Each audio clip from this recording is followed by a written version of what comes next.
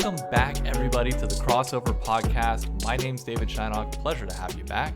It's going to be Thursday whenever the audio comes out for this, and same with the video, which we are now finally on YouTube. So I'm recording this live on Twitch 2 days before. The timing of recording will be a little bit different each time, depending on whether it's solo with somebody else, etc. But I'm going to keep the VOD and audio uploads the same on Monday and Thursday. But today, I have a very special guest. I've been talking about wanting to dive into New York City gaming, esports, and so much more with the city. And I have the perfect person to begin that quest with. So, today, I bring to you, as I know her, Judy, as some people on Twitter know her as Jetset. She is the mastermind behind all live viewing bar events in New York City for League of Legends. She runs the NYC LOL Facebook and Twitter, and is just one of the most active people in the New York City League of Legends scene that I've seen. And it is my pleasure to have her on. Judy, welcome. And if you want to introduce yourself, please, by all means, do so. Hi, thank you so much. That was such a sweet introduction. I really appreciate it. I would say that if anything really defines me, it's my passion and love for esports, League especially. But yeah, I've definitely tried to make a career out of setting up social experiences for gamers who are into the stuff that I'm into, really. Just doing my best to do cool things in New York City with the rest of the passionate, rabid New York gaming fan base. So the first thing I want to check with you, because I don't think I've ever actually asked you this. Are you natively from New York? Yeah, actually, so funny story. I was not supposed to be born in New York, but I was. My mom is from Brazil and my dad is from Mexico. And my dad is a musician, so he would come to New York fairly often to record, and my mom would come with him. And so one day she was here and kind of on vacation, I guess, at the time while she was pregnant with me. And I think she got sick or something. I don't know the whole story, but long story short, a doctor told her that basically if you get on a plane, you must not want this baby. So she was like, well, to save my baby's life, she's going to have to be an American. So that's how I was born here. I got whisked away to Brazil as soon as I could be, right? And I spent like the first year or so of my life there. But once I came back, I lived in the Bronx my whole life. Okay, so I figured so. Everything that I've gotten from you in terms of all of our interactions was that you were basically born and raised here. You know the city like the back of your hand, and I definitely do not. I don't know if I've explained this on the podcast, but I know I've told you. I'm originally from Harrisburg, Pennsylvania. I lived down in North Carolina for a little bit, went back to Pennsylvania, and then my wife and I ended up here back in August of 2017. Okay. And when we moved here, it was only 6 or 7 days after we got here that I discovered the New York City League of Legends group. Wow. So since we've been in the city, this group has been a part of my life the entire time.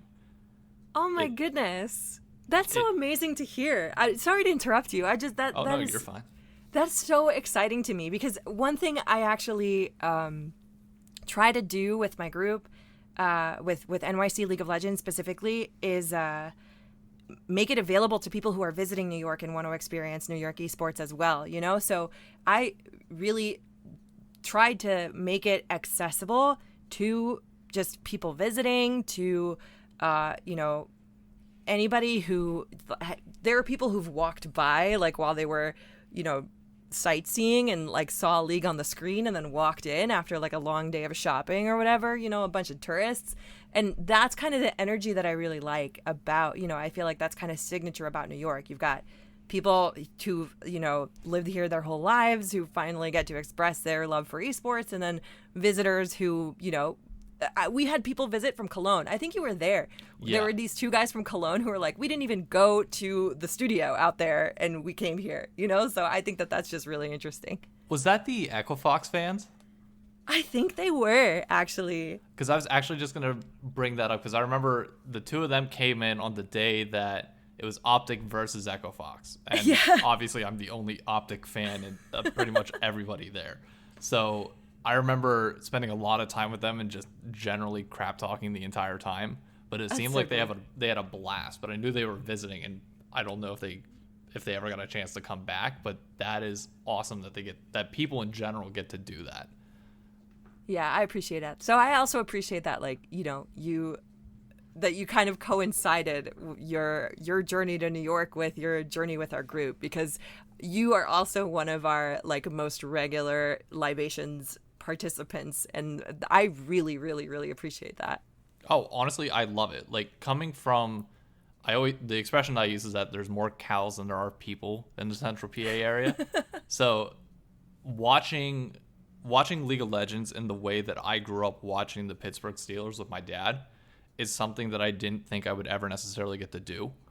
And getting that chance and experiencing that for myself felt like, I don't know, it was like a once in a generation type thing where it's like, okay, this is where I want to see myself for the next 20 some years. Like, I don't want to not experience games and esports specifically in outside of this way ever again. Like, the social aspect of it is completely different. That even whenever I talk to people in the NRG server, they like, it's hard to fully illustrate. Like, yeah, you can go to a live event and watch it in the stadium, but you're paying a ton of money to do so. Mm-hmm. It's completely different to just go to a bar, get a beer and a burger, and crap talk with everybody there.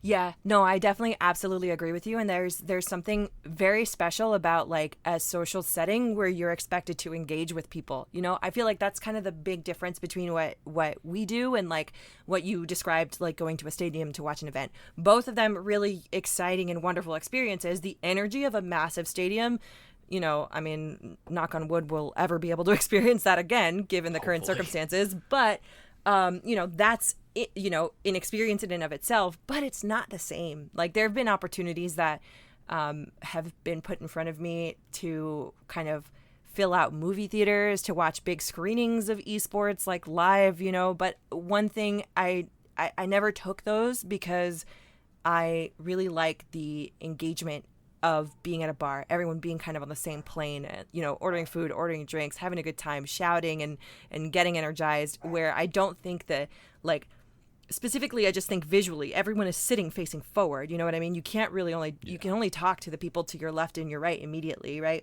Unless you want to bug the person in front of you. You know, for me, it's not a good engagement experience. And that's always been kind of my priority. I'm curious because I know you and I talked about this back, I think it was the World Finals viewing last year with G2 and FPX, of having it at, say, a PC cafe versus a bar, because even though the PC cafe is not a stadium, it definitely is it feels more endemic to that culture than the bar is, but the vibe is completely different. Yeah. So you mean about the one we had at like 7:00 in the morning at OS, right? Yeah. That honestly, that was one of my favorite events still. So that's another thing that I think is so interesting and unique about New York, especially. I can't speak for other areas, but I have never had as sort of vociferous a crowd wanting me to host events at like 3 a.m. and 7:00 in the morning, right? The energy that you guys said, yeah, we will show up to hang out at 7:00 in the morning in Chinatown to watch it on the big screen together is something very unique. And I kind of think very New York, to be honest, because other places are not that accessible, you know? But it was the year prior that we had, it was the Fnatic finals. Yeah, Fnatic the karaoke bar. IG that we did at the karaoke bar at 4 a.m. Oh yeah, in the morning. I gotta tell that story because that was ridiculous, right? And I mean, I don't know if you had an order for how you wanted this to go about. No, but honestly, I just enjoy talking about New York City esports in general. So please go on. Oh hell yeah. Okay, so here's the deal, right? The thing about our last event, the 7:30 event at OS, was that we that opportunity is unique and new in New York City, right? LAN cafe / bars are few and far between, and until recently were not even existing, you know, and you know that just from your time here. It's, you know, property values in New York are ridiculous. It's very hard to maintain something like that. That business model is shaky as it is, right? So we can get into that. But I think that the fact that we were afforded that opportunity to have a LAN center / bar and restaurant with a massive LED screen basically is like the for gamers by gamers venue. You know what I mean? That is a very cool and unique experience. But it's still, it's like, it's different because it's special because you watch the games and then you can, in between games, we ran like 1v1 competitions. You know what I mean? Like we just went to some computers and just played League together. And that to me is the closest experience to like the what is it? The best of both worlds of like, you know, being able to enjoy League as you do at home, but then also having a social experience. Now I'm gonna wax poetic about the past. So let me know, stop me if you have any other questions. I don't have anything at the moment. Please go. Okay. So that is such a long way from where we've come from, right? So I've been lucky and grateful to have been creating these moments or you know, being a part of the creation of these moments for like the better part of 5 years now. And when this first started, I literally, you know, discovered for myself a meetup group where people were going down to Chinatown to like a dingy land center, playing League together for 2 hours and then going out drinking afterwards. They used to call them play and eats. And that was such a cool idea. But, you know, it was a little cumbersome and it wasn't really around esports. So I would go like, you know, once in a while. Eventually, as we built up, somebody set up, a good friend of mine set up these watch parties at this Korean bar who I think he knew a bartender and like they both played League or something. So that was amazing. I frequented those all the time because I am obsessed with LOL esports and have been since season 1, right? So it was great to finally like have people to shout at the screen with and, you know, engage in, you know, in-person experiences like betting on games and talking theory crafting and all of that. It was really fun. But then the original person who set those up burnt out. And I didn't want that stuff to die, right? So I kind of was like, what can I do to help you? And they were like, well, honestly, here's the account for the page. I'm walking away from it. And I was like, oh, well, okay. Wow. Starting from scratch then. So I literally walked up and down different avenues, like kind of walking into bars and pitching them on it effectively. But because I was starting from scratch, I didn't really know like how to explain it to them. So I had to I ended up creating like this boilerplate conversation that I eventually had to have with everybody because nobody knew what the fuck esports were. Can we curse on this? Yeah, go ahead. Okay, cool. Nobody knew what the fuck esports were.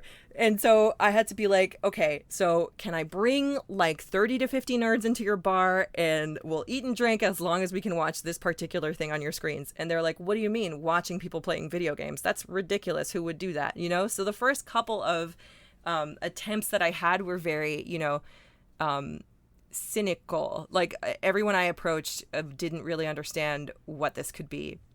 And finally, when the first person, I tell this story a lot. So when the first person agreed to do this, they were like, oh, well, you can get this corner of the bar. It was like an incredible sports bar with like 40 different screens. It doesn't even exist anymore. It was called Bottoms Up on 3rd Avenue. Way on the east side. Yeah, it was like 3rd Avenue, and it was close to like kind of the Union Square kind of area, 3rd Avenue in the 20s, okay. Kind of Murray Hill-ish, kind of. So it was a nice bar. It had a bunch of different screens, and they had like directional audio, so like people could listen to different things at the same time. So he reasoned with me. He was like, okay, I'll give you these screens in the corner. You know, it's a middle of the day thing. It's not a big deal.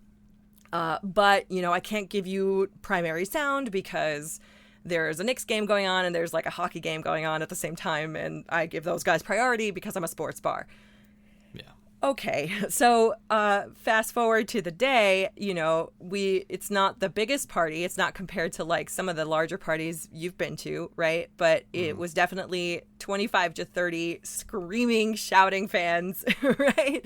We were all just as energized as you've seen us even today, right? So the managers, needless to say, were elated, right, by the energy. People, the rest of the bar was like asking them, like, what the hell are they watching? They're so excited. What is all this?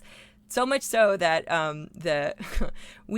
there were lots of TSM fans in the group, and they were chanting TSM as they are wont to do. And the manager would come by, because of course, naturally, on top of all the excitement, we were paying, we were eating, we were drinking, kind of liberally, right? You're a paying customer, as we do. So he would go by and like consistently encourage us, right? At one point, I specifically remember him going by and shouting TMS, TMS, as if he like, trying to be a part of our gang. And they were like, hey, sure, whatever, dude. Like, you got it wrong, but that's okay. Thanks for letting us hang out. That's all that matters. Yeah, like he, that's to me, was a sign that when that the vision is real. You know what I mean? That when somebody normal can recognize that we're doing a good thing and having a great time and they want our business, that's how, to me, I saw that, this had a purpose and this was feasible, Yeah, and it seems like everybody in our group, at least, I haven't seen anybody that comes in and just gets like a water and leaves. Like, for the most part, people will come in, they'll either get an appetizer or they'll get food. Like, it seems like people are very well aware of the fact that these people are nice enough to host us when they don't have to, because esports is still taboo to a certain extent. We need to make sure that we're making it beneficial for them as well.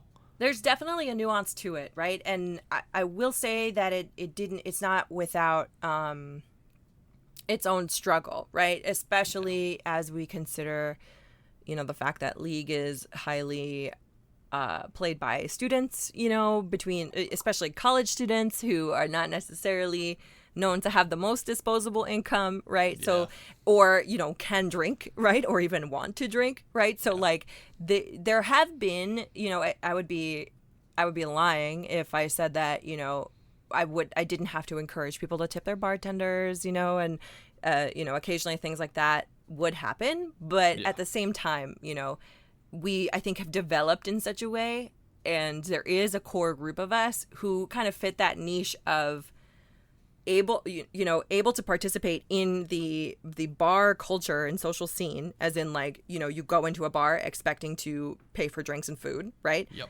And also wanting to engage in League of Legends. Like, there is that kind of that subset of our fan base who appreciates that specific, just like you mentioned, like the same way people appreciate doing so for regular sports or traditional sports, they'll do the same for esports, right? So I think that has sustained us kind of as a group. There's enough of us to warrant that, Yeah. So I'm curious to know your thoughts on this specific portion of it then. So for those that are not from New York City watching this, OSNYC is a PC cafe that Judy was talking about earlier that is kind of a hybrid between bar / PC cafe. It's right at the base of a hotel on Bowery down in Chinatown. So my one complaint that I've always had there, which seems counterintuitive to me, is when you look at the food that they offer, it's an extension of the hotel, which makes sense. But it's not food that's conducive to gamers and kind of college student or young adult culture. Like, I think the best-selling items that you can put on a menu for most people that play video games are the most generic things in the world. Give people a hot dog, give people a hamburger, or chicken fingers and fries. Something that they can eat very easy for a fairly cheap price and sell lots of it. See, okay, so that's where I personally disagree with you, right? Because I am of the opinion that I personally, if I go to a place and I because it's still a bar and a restaurant, you know what I mean? Yeah. While I don't expect a full course meal, right? I do think that it's important that the food we eat is hearty because we're drinking alcohol consistently, right? Yeah. At least I am. But I also think that I think they do a good job kind of mixing it up and making it actually still, good food that people will want to just walk in and eat, and kind of accessible to people who want to just scarf something down and then go game. Because it is like there's still finger foods and like veggies and hummus, and like they've got some loaded ass nachos that are really good, and I always get the wings. I didn't try. I want to try the nachos really bad. I'm very picky on my nachos grande though. I got you. Especially with some of the restaurants out in PA, they do that stuff right. I used to go to school in southeastern PA, and whew. There's a place right on the riverfront in Harrisburg called Duke's, which makes a massive nachos grande for like $12 that feeds 2 people for the entire dinner. Holy crap. It is the best nachos I've ever had in my life, and if every bar and every place that I ever go to could replicate it, I'd eat that for every single meal. It's phenomenal. Watch what you wish for. Oh, I have no shame at all. I don't care if I get fat. I don't care what the deal is. I will eat it every time. It is so good. I'll trust you on that one. So, kind of switching topics a little bit, but keeping it on the same pace. So Sure. You spent years kind of building this up over time. And Overwatch comes in and has the New York XL team with everything based in New York City. They have a whole company behind them to push local events and everything else there. How do you see the two kind of correlated? And have you seen any crossover between the two groups, or is it very much separate from each other? That's a great question. So, yes. So I think, not to, toot my own horn or anything, but I honestly think that I have a suspicion, I have a hunch that a lot of the reason why NYXL was able to kind of create their foundation in such a successful way as I believe they have has a lot to do with the precedent that we and others have been setting for social events in gaming. So, I mean, NYC LOL is not the only, gathering place for nerds, right? There are lots of other events, tournaments, social gatherings, just regular hangout sessions, lots of incredible people in gaming either are from here originally or are still here, right, creating these spaces. So on top of the, really strong collegiate scene for both esports and like game dev even, so I actually think that New York is such a well-positioned city for nerds of all shapes and sizes for across all genres. Right. And that's not even talking about the Comic-Cons of the world. Right. The big. Oh, yeah.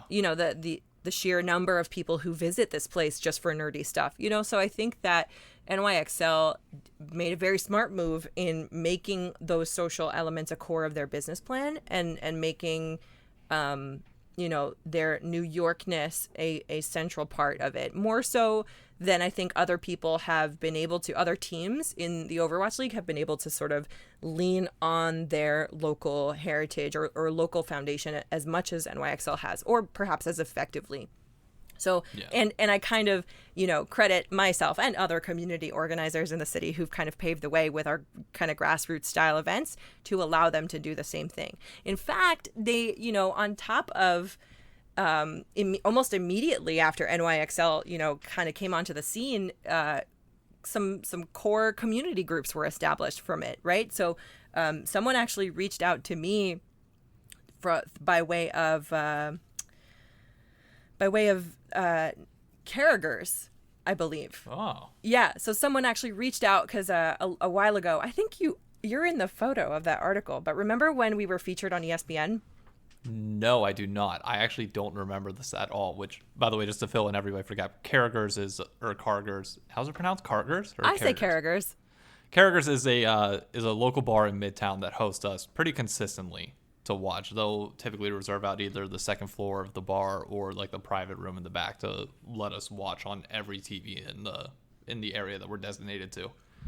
Yeah, it's actually really nice. It's a big soccer bar, obviously named after, I want to say, Jimmy Carragher, famous Liverpool soccer player. Mm-hmm. So he, the organizers there also. So one thing kind of in my grand history, time goes by, we've evolved a lot from those first few cynical people who didn't really understand what esports were. And even though we still have a long way to go, a couple of people really understood the value of what we were bringing together, and namely the organizers at Carragers, at the Playwright on 35th, right? Like, and a bunch of other, a few other mainstay venues that we have worked with, the Liberty, you know what I mean? They understand very clearly that that we had a good thing going on, and it was beneficial for them to kind of receive us. So with with that came some visibility on ESPN. Someone actually came by to cover our event and talk to us about it, a couple of fans. And I think it was during like a TSM-C9 rivalry. So they got to see kind of the full extent of the vibrance, I'll say diplomatically, of our group. So you're telling me Echo Fox versus Optic is not the peak of New York City League of Legends? What the hell?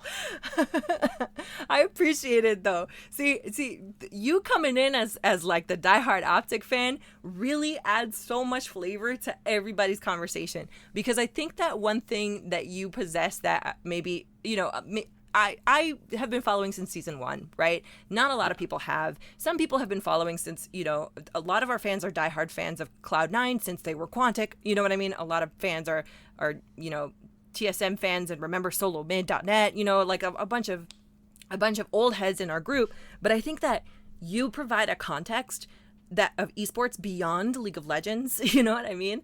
That a lot of people don't really care to inform themselves on, which I appreciate, because you're really giving it a macro lens and kind of thinking about the future of the thing based on your experiences of the past, of esports of the past, right? Oh, I've been blasting it on Twitter, and I'll repeat it here. When NRG enters the league, so that's basically like the reincarnation of Optic with Andy Miller and Hex under a different brand, be ready. I'm going to be loud, I'm going to be proud, and I promise you, I will match the C9 fans with only a single voice. Hey, let's go. I'm trying to hear it. That's what's up, man.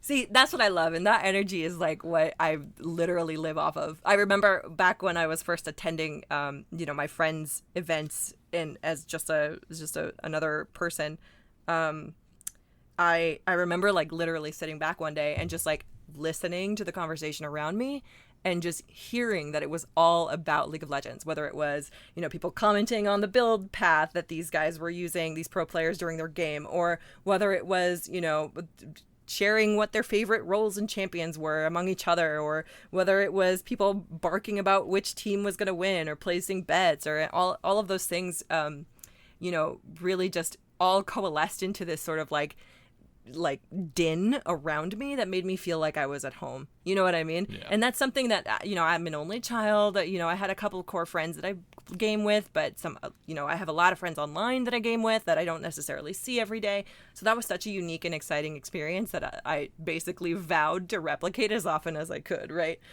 Yeah. So that being said, where do we come off from? I lost track. Oh man, I'm actually so we were talking about it was the ESPN article with everything growing up. Yes. Okay, this ties into Overwatch. So we got featured in ESPN. It was a really cool experience. Someone found that article and sent an email to Carragers, and they said, "Hi, I want to put on Overwatch events. I see you already host League of Legends events. Would you be willing to do that?" And they were like, the manager at Carragers was like, "Let me pass you to my esports promoter." I didn't know that I was an esports promoter. This is news to me, but because until now I was a volunteer person. Like, I know I have not made money doing this, but I was just a super fan that tried to just reserve your space every once in a while. So I got connected with a friend of mine, ended up being a mutual friend of a good friend of mine as well. And, she was also kind of relatively new to New York, but was really passionate about Overwatch, really passionate about NYXL, and wanted to create a similar space that I had. And I was like, yeah, sure. I don't really follow the game and know much about it, but I can absolutely help you create those events. So we became a tag team. And so we coined the page on Facebook, Overwatch Overpour, right? Just to be a similar kind of alliterative element like League of Libations. Yeah. And we would host Overwatch League events. And we eventually became noticed by NYXL. And so they would come and support our events. We've given away swag through them. We've, they've bigged us up on social media and, shared our stuff and helped us promote. And we got a really sizable crowd, especially, the better NYXL was doing, the more people wanted to come out, obviously. But I would say that Overwatch fans, the question, I guess, initially, if there's overlap, I would say yes and no. I would say that I want to say that like 5% ish of our regular kind of attendee base for League of Libations would also come to Overwatch events, but I would say that a majority of the people I met through those events were new, funnily enough, and they played the game very differently. Especially, I mean, think about it. This game was available on multiple platforms, right? So Yep. this game, I would say, is more accessible as sort of an FPS like style game, right? I would say the Overwatch League did a great job, production wise and sort of integrating with the game itself and making their player base hyper aware of this competition happening, because at first on the league side, it kind of happened organically.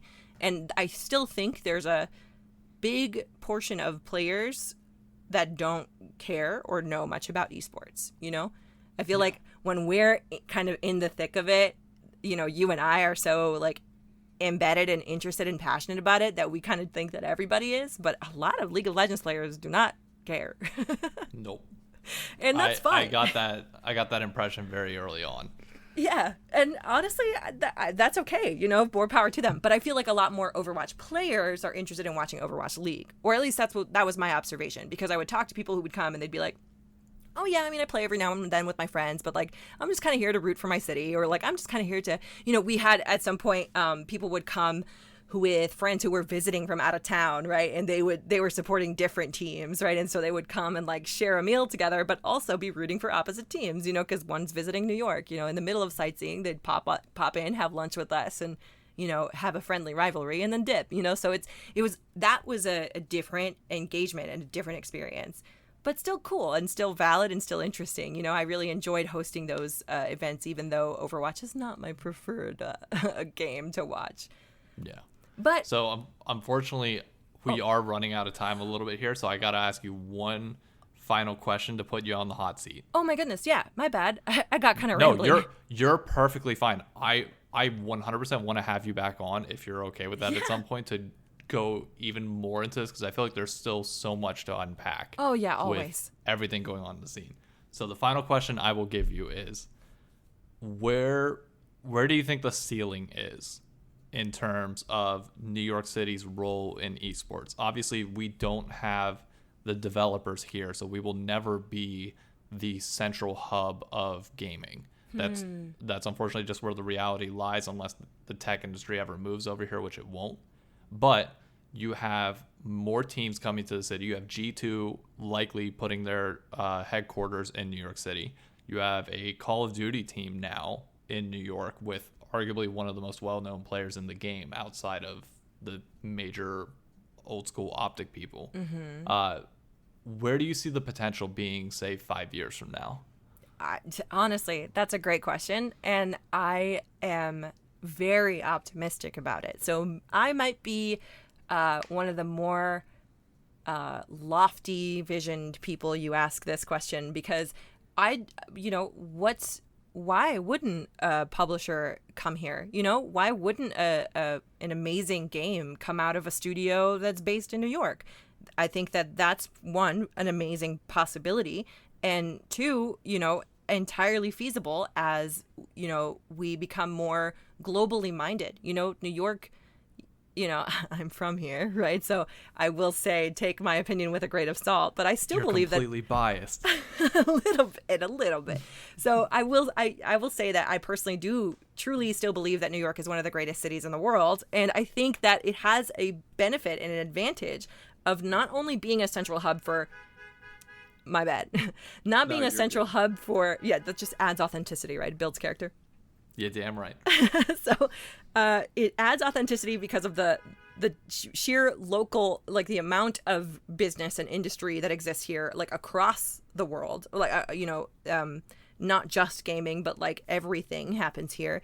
But also its position relative to the rest of the world, being so close to Europe, technically, being so close to South America, technically, being so close to, even kind of the Mediterranean and technically Africa. All of these things are closer to New York than they are to California, right? So as we think of esports kind of through a global lens, I think that New York more and more, and, you know, East Coast cities, you know, shout out to Atlanta, I think is also a great opportunity to build esports there.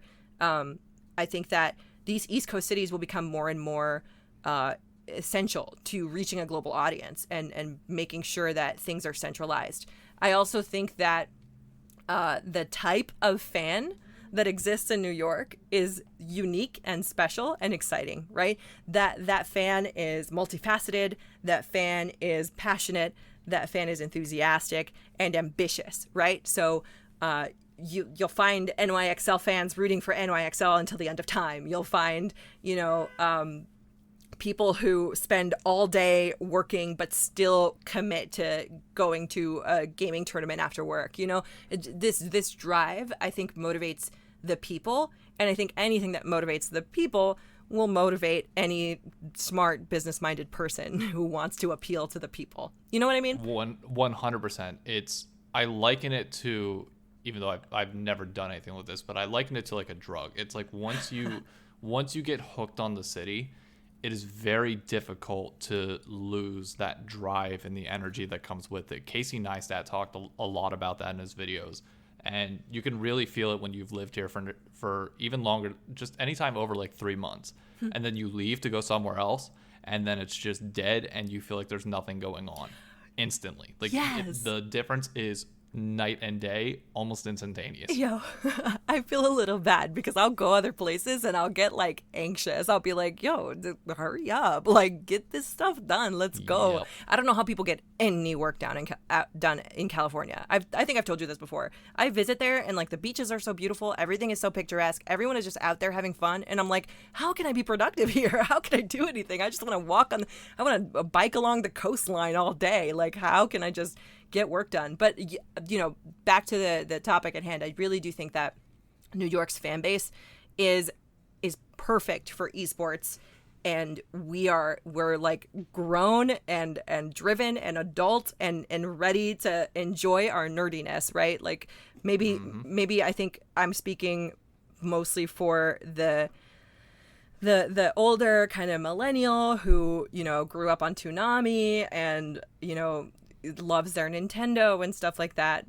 But I think there a good many of us here in the city who kind of grew up in that circumstance very much understand that now that we're of age to kind of live our own lives and do what we want with our own money that we're making with our own work, we are choosing to enjoy these nerdy pastimes in a social way, and it's not something to hide or to do on your own anymore, you know?